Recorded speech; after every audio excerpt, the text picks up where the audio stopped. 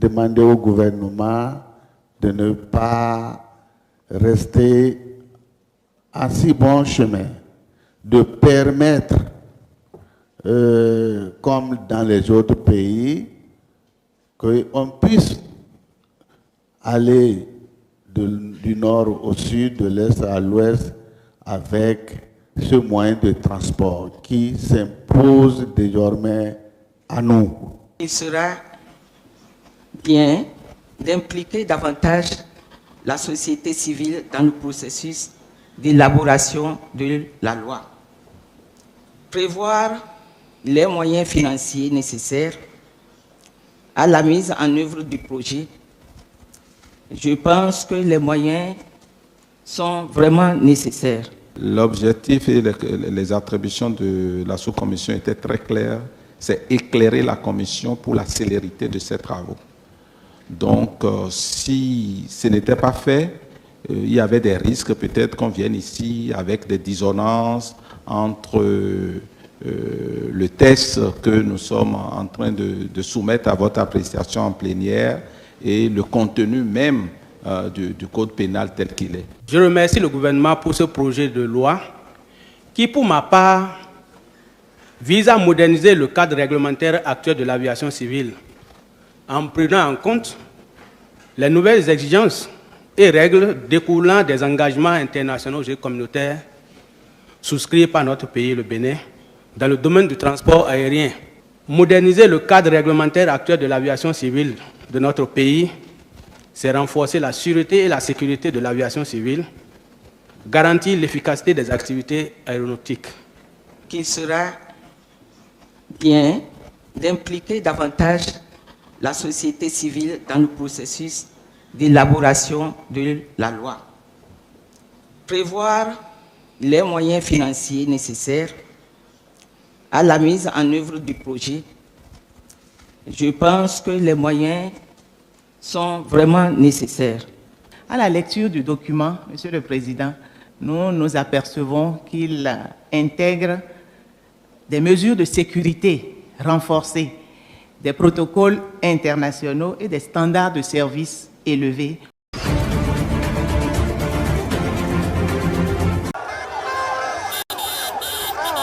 Les régimes militaires au pouvoir au Burkina Faso, au Mali et au Niger ont entériné leur alliance au sein d'une confédération lors de leur premier sommet samedi 6 juillet 2024 à Niamey. Une décision qui hâte leur rupture avec le reste du bloc ouest africain. Les chefs d'État des trois pays, des militaires arrivés au pouvoir par des coups d'État entre 2020 et 2023, ont décidé de franchir une étape supplémentaire vers une intégration plus poussée entre les États membres. À cet effet, ils ont adopté le traité instituant une confédération entre le Burkina Faso, le Mali et le Niger, dénommée Confédération des États du Sahel, ont-ils annoncé dans le communiqué final du sommet. Nous n'allons pas trembler, nous allons affronter, nous allons nous battre pour l'indépendance réelle, pour notre liberté. Parce que pour faire peur au peuple de l'AES, ces individus n'ont que 3 termes dans la bouche: démocratie, liberté, droits de l'homme. Bien sûr, leurs valets locaux ne sont élus que dans un processus démocratique, libre et transparent selon eux leurs valeurs. Quoi de plus normal qu'on veuille nous imposer cela, parce que c'est eux qui édictent les règles. Très bien, nous avons décidé de nous assumer.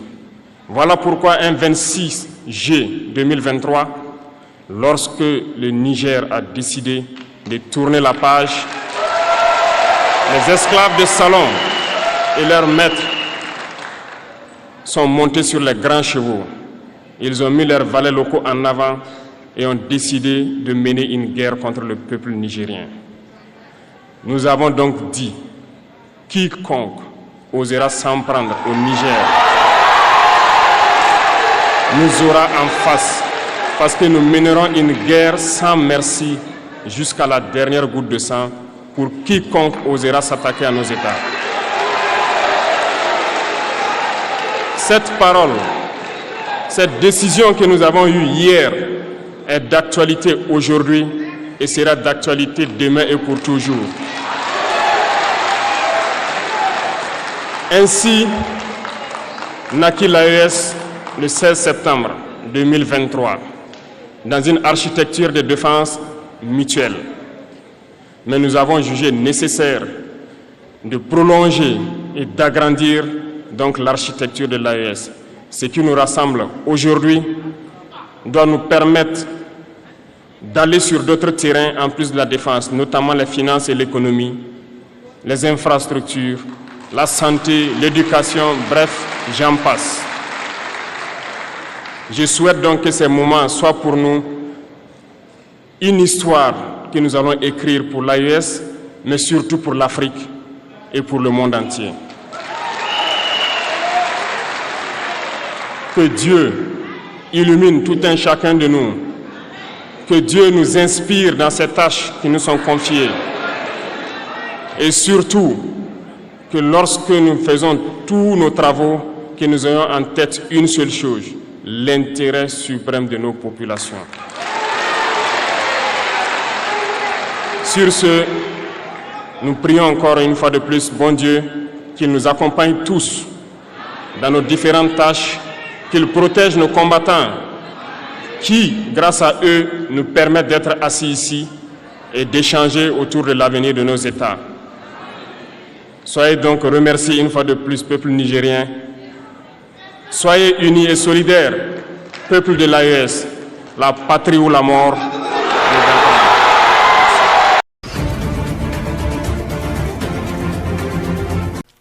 Le Burkina Faso, le Mali et le Niger ont notifié à la Commission leur intention de quitter la CEDEAO avec effet immédiat.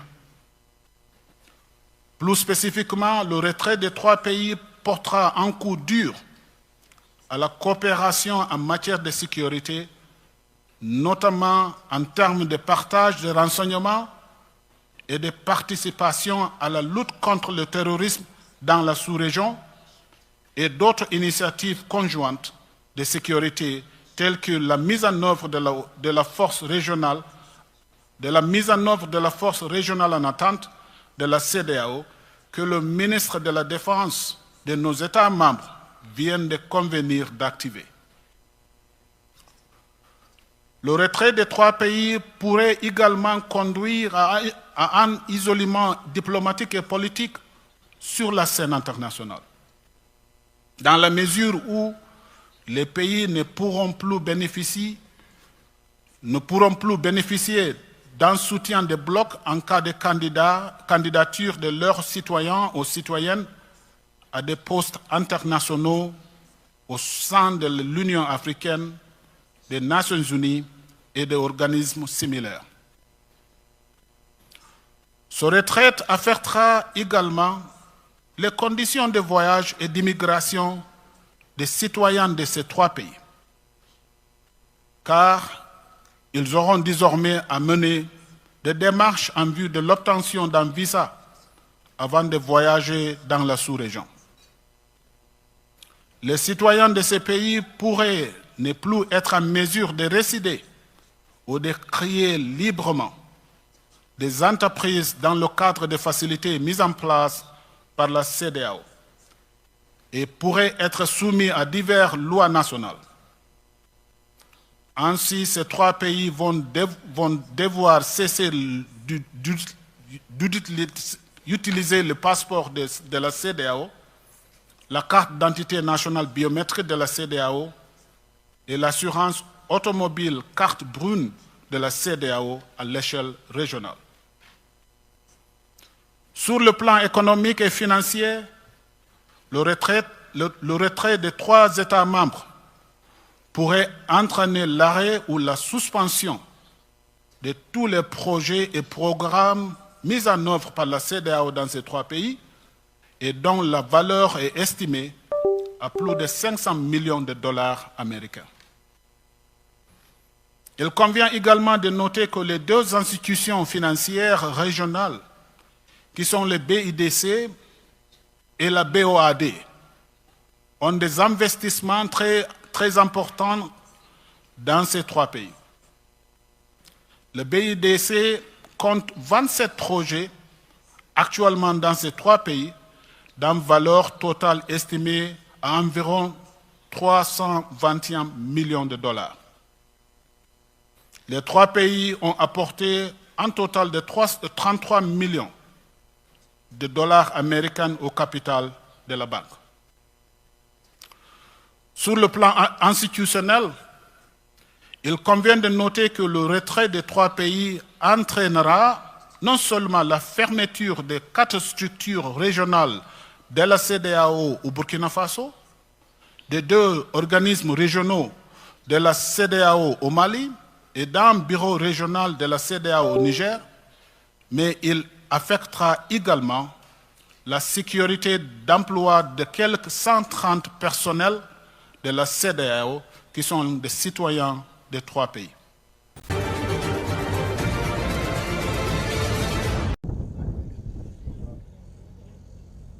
L'armée américaine devrait achever dimanche le retrait de son personnel de la base 101 du Niger, située dans la capitale Niamey. Suivra dans les semaines à venir le démantèlement d'une importante base de drones. C'est ce qu'a déclaré vendredi un général américain. En avril, la junte au pouvoir au Niger a ordonné aux États-Unis de retirer leurs troupes du pays. Quelques 1000 militaires sont concernés par ce départ, qui constitue un revers embarrassant pour Washington, à la suite du coup d'État survenu l'année dernière dans ce pays d'Afrique de l'Ouest.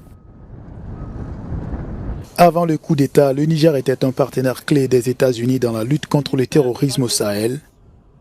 Des milliers de morts et des millions de déplacés sont à déplorer dans la région. Washington est à la recherche d'un plan B en Afrique de l'Ouest, alors que les renseignements américains sont de plus en plus limités sur les groupes extrémistes en pleine expansion.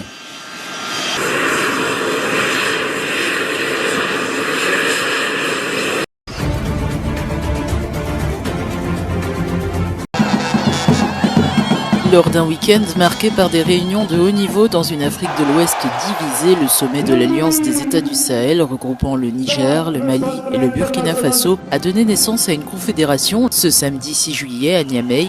Les 3 présidents ont solennellement déclaré que les peuples du Sahel avaient résolument tourné une page en actant officiellement leur divorce avec la communauté des États d'Afrique de l'Ouest. Les hauts fonctionnaires et les ministres des Affaires étrangères ayant finalisé et adopté le projet de traité, c'est avec un réel plaisir que je marque mon accord solennel à la création de la Confédération Alliance des États du Sahel. L'approbation formelle du traité portant création de la Confédération Alliance des États du Sahel AES consacrera ainsi l'aboutissement des aspirations de nos populations à sceller sur le socle de notre espace sahélien une union d'États partageant les mêmes défis et les mêmes ambitions, en un mot, le même destin. En mars dernier, les pays de l'AES ont constitué une force commune pour combattre les groupes djihadistes qui attaquent régulièrement leur territoire. Samedi, ils ont également exprimé leur volonté de mutualiser leurs ressources dans des domaines jugés cruciaux comme l'agriculture, l'eau, l'énergie et les transports. Ils ont en outre appelé à une plus grande utilisation des langues locales dans les médias publics et privés de leur nation. Eh bien, c'est fait! Nous avons jugé nécessaire de prolonger et d'agrandir donc l'architecture de l'AES. Ce qui nous rassemble aujourd'hui doit nous permettre d'aller sur d'autres terrains en plus de la défense, notamment les finances et l'économie, les infrastructures, la santé, l'éducation, bref, j'en passe. Le Mali occupera la présidence tournante de l'AES pour 1 an, tandis que le Burkina Faso devrait accueillir le sommet des parlementaires de l'organisation.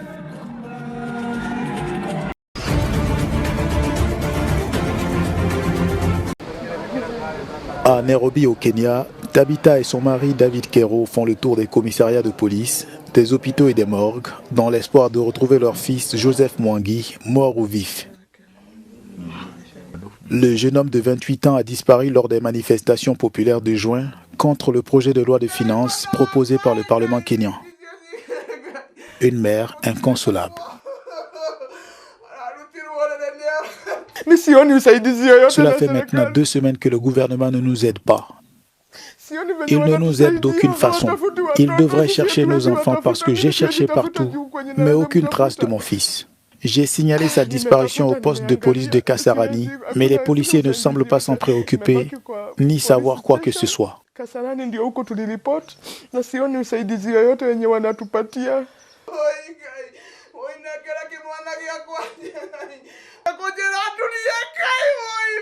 Joseph était vendeur ambulant dans les rues de la capitale kenyane. Sa mère ne comprend pas ce qui lui arrive. Rendez-nous nos enfants. Mon enfant n'a rien fait de mal à personne. Protester dans la rue n'est pas un crime. Je sais que si j'avais eu le même âge, j'aurais également manifesté. C'est pourquoi je l'ai appelé pour lui demander s'il allait participer aux manifestations. Pourquoi nous font-ils souffrir ? De violents affrontements ont opposé la police aux manifestants contre le projet de loi. Les défenseurs des droits humains évoquent un bilan provisoire.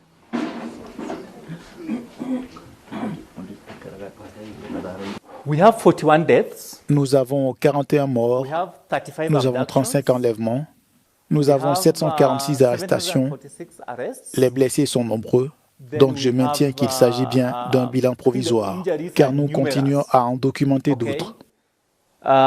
So again, I would maintain that these are provisional.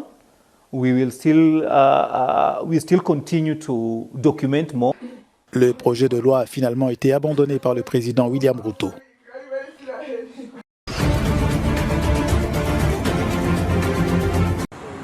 Après un long parcours législatif, Keir Starmer a révoqué le projet de loi Safety of Rwanda. Adopté par les 2 chambres du Parlement britannique sous Rishi Sunak, cet accord visait à dissuader les traversées de la Manche.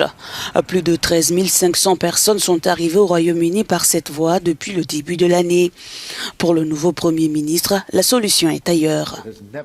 Il n'a jamais été dissuasif, c'est presque le contraire. Tout le monde a compris, en particulier les gangs qui gèrent ce système. Le risque d'être envoyé au Rwanda était si faible, moins d'1%. Cela n'a jamais eu d'effet dissuasif. Ils avaient plus de chances de ne jamais se voir envoyer là-bas et de devoir rester ici. Il fallait donc payer l'hébergement pour une très très longue période. Cela a eu l'effet complètement inverse. Je ne suis pas prêt à continuer avec ce genre d'astuce. L'ex-premier ministre britannique Rishi Sunak comptait débuter les expulsions dès le 24 juillet prochain. Le projet devrait rapporter au Rwanda au moins un demi-milliard de livres pour prendre en charge les demandeurs d'asile sur son territoire. Cependant, la victoire des travaillistes aux dernières législatives a sans doute mis fin aux espoirs de Kigali de voir un jour arriver des migrants expulsés du Royaume-Uni. Une déception pour cet homme.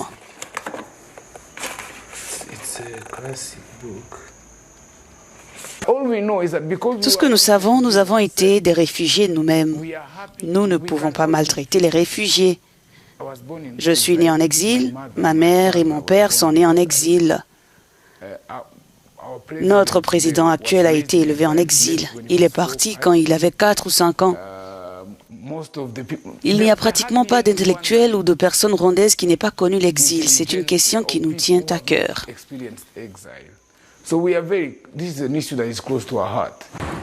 Kigali n'a pas encore officiellement réagi à l'annulation de cet accord migratoire.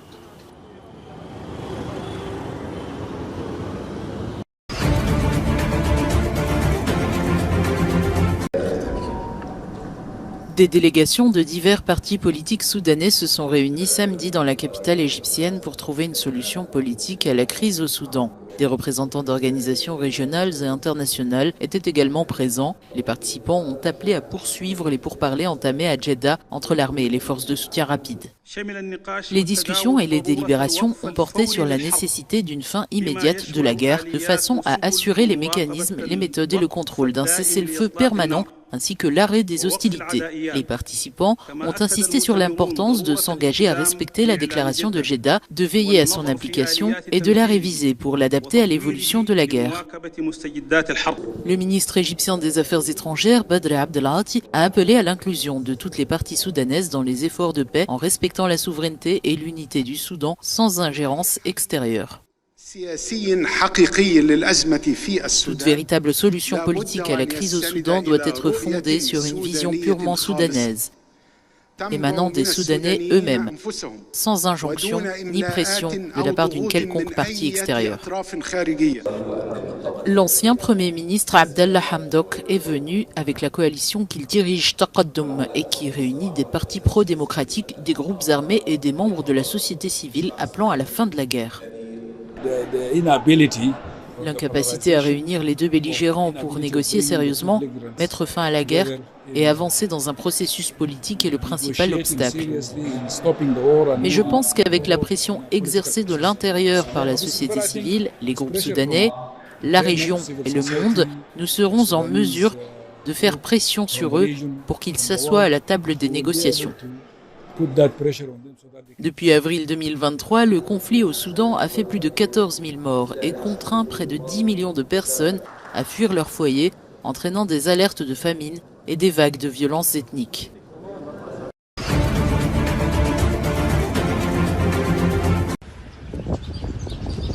La police kenyane en faction vendredi devant le bâtiment de l'ambassade des États-Unis à Port-au-Prince, capitale d'Haïti. Pendant ce temps, non loin de là, Jimmy Cherizer, un ancien policier qui dirige aujourd'hui une puissante fédération de gangs appelée G9 Family and Allies, improvise une conférence de presse dans un coin de rue. Concentrons-nous sur la solution. La vraie solution est un dialogue national où chaque Haïtien sans discrimination a le droit de s'exprimer. Et c'est ce que la mafia ne veut pas. Elle ne veut pas de dialogue parce qu'elle veut continuer sa guerre. Elle ne veut pas de dialogue parce qu'elle ne veut pas de la paix. Nous voulons le dialogue parce que nous ne voulons pas la guerre. Nous voulons le dialogue parce que nous voulons la paix. Nous voulons le dialogue parce que nous voulons combattre la guerre. Nous voulons le dialogue parce que nous voulons la paix. Les Kenyans sont les premiers contingents de policiers étrangers à arriver à Haïti dans le cadre d'une initiative voulue par les autorités haïtiennes et soutenue par l'ONU. Ce pays des Caraïbes fait face à une violence imposée par les gangs qui contrôlent jusque-là 80% de la capitale.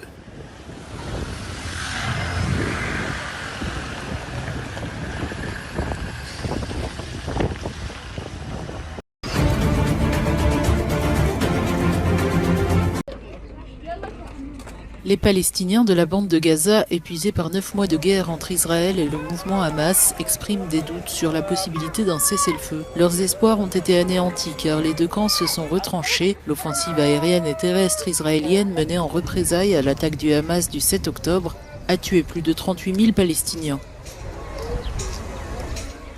Combien de temps encore allons-nous endurer cette souffrance? Nous n'avons pas un seul sou pour manger. Je ne peux rien dépenser. Nous rêvions de pouvoir nous offrir quelque chose. Depuis que nous avons été forcés de quitter nos maisons, nous n'avons pas mangé de viande, de fruits ou de légumes. J'ai 80 ans et je n'ai pas d'argent liquide, pas d'or, plus rien. Combien de temps cette situation va-t-elle encore durer? Pour l'amour du ciel, le chef politique du Hamas, Ismail Haniyeh, pour l'amour du ciel, le premier ministre israélien, Benjamin Netanyahou, regardez ces gens qui meurent. Nous sommes morts, nous ne sommes pas vivants. Ce dimanche, des manifestants israéliens ont bloqué des routes à travers Israël pour marquer les 9 mois qui se sont écoulés depuis le début de la guerre à Gaza. Brandissant des drapeaux israéliens et scandant des chants, ces militants pacifistes ont appelé le Premier ministre Benjamin Netanyahou à démissionner. 120 otages sont toujours retenus à Gaza et le gouvernement ne fait rien pour les libérer. Les soldats, l'armée et tous les chefs de la sécurité ont affirmé que notre présence à Gaza n'était plus requise. Il est temps de tourner la page, de rapatrier ces personnes et de remplir notre devoir envers nos concitoyens. Il est impératif de trouver une voie pour que cette région vive en paix, plutôt que dans un état de guerre perpétuel. Je suis ici aujourd'hui pour manifester contre le gouvernement et exiger l'acceptation de l'accord qui est sur la table. Près de la frontière avec Gaza, les manifestants israéliens ont lâché 1500 ballons noirs et jaunes à la mémoire de ceux qui ont été tués et enlevés. Alors que les combats se poursuivent à Gaza, où 9 Palestiniens ont été tués, Israël a déjà conclu que plus de 40 des otages restants sont morts. Et l'on craint que ce nombre n'augmente à mesure que la guerre se prolonge.